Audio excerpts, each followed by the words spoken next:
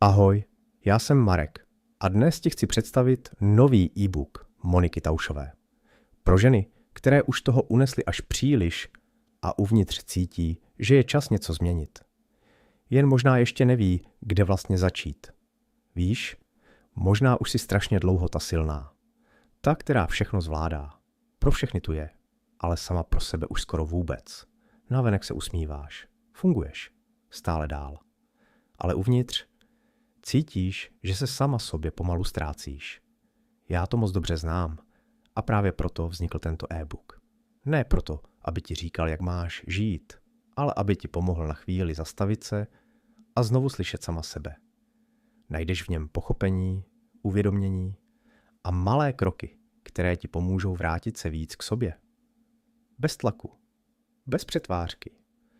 Protože někdy stačí opravdu málo. Jen si dovolit nestrácet se kvůli ostatním. A možná právě dnes je ten den, kdy uděláš něco opravdu pro sebe. Monika Taušová vytvořila tento e-book pro ženy, které už nechtějí ztrácet sami sebe kvůli ostatním. A věřím, že může pomoci i tobě.